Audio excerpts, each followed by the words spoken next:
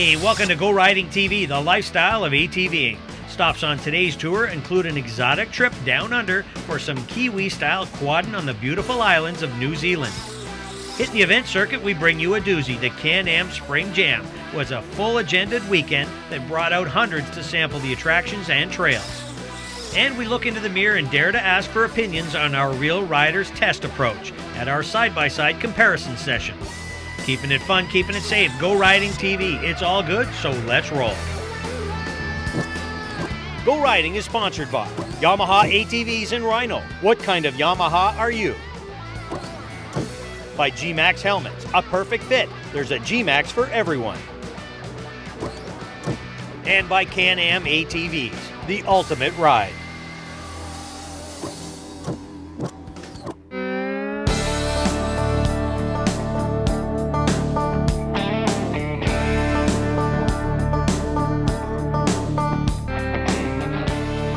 Where the mountains soar high and the Kiwis fly about, we take you to the land of the long white cloud.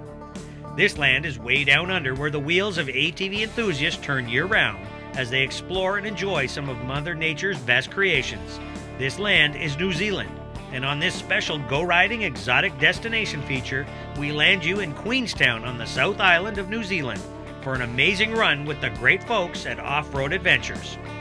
This central location is the gateway to a wild mix of crazy mountainous terrain. Thankfully, the guides from Offroad Adventures proved to be the right choice to keep us on the right tracks.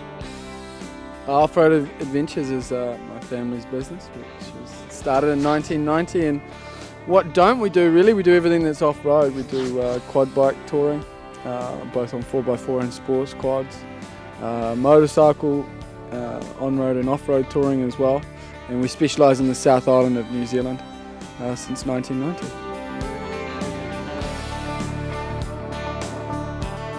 Between the North and South Islands, New Zealand boasts all kinds of riding terrain, and with so many years' experience riding quads, Lachlan's family business, the longest-running ATV outfitter in New Zealand, has seen how quads have evolved to suit the different uses and needs of their owners in the country.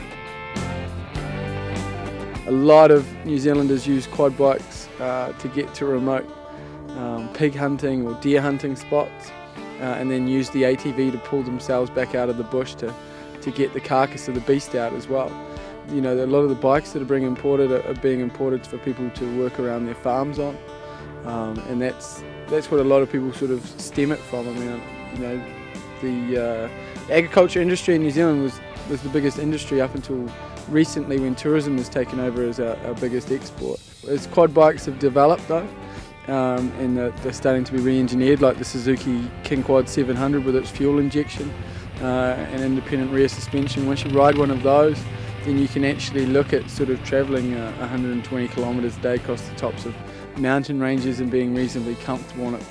And I think an important thing to note here is that the usage of ATVs in the South Island is vastly different to the North Island.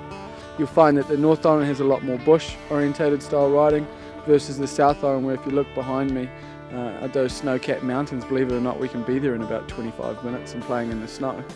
The terrain that we've dealt with here today is pretty common for the South Island. It's pretty rocky, obviously high altitude, lots of different places that you can take in spectacular views.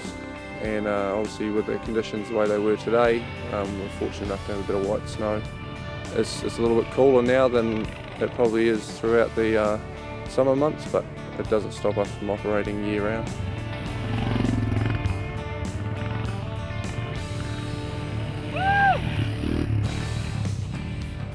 The mountains stand tall with trails that sport all kinds of rubble from fallen rocks and open corners that keep you sharp when the drop-off becomes visible just off the tracks you follow. Yes, some terrain is more challenging than other areas, and that is what makes this central Otago region so appealing. There's something for everyone's riding ability. In the higher elevations, you will come to frozen ponds with no snow, and then ultimately the snow line. It really is an interesting mix. You definitely wear layers of clothing to adapt to the elevation changes. As if the scenic footage doesn't speak for itself, here's why people come quadding in New Zealand. Well, have a look behind me. I mean, maybe I'm being biased here, I don't know, because I know that in Canada you guys do have some spectacular scenery, especially, you know, British Columbia absolutely blew my mind over there, but I think it's just a little bit of a variety. What I'd like to do is see you know, Canadians coming over here and coming more for multi-day touring. I think you're getting a taste for it. And why are they coming for it? Well, I'd say it's just to meet handsome fellows like myself, and possibly also just to have a look at the sort of scenery that's behind them. For a start, they're pretty excited with how safe the country is. When they come here, they usually have an exhilarating experience, and in terms of tourism, we get a positive feedback because they sort of say it's one of the best things that they have done while travelling. Our summer tends to bring more folks from the northern hemisphere. They seem to escape their winter for a short term. In the winter time we get mainly Australians, and it's dominated by people that come skiing and choose to do a quad bike ride on their day off skiing. Oh yeah, everyone who comes out is just buzzing, like by the time they're finished, especially beginners even more, because they never experienced it before, and they come out and they're just buzzing. They just think it's the best thing, and they're just going home to buy one. And then you get people who've ridden before and they come out and people are just blown away, like how we have access to stuff like this.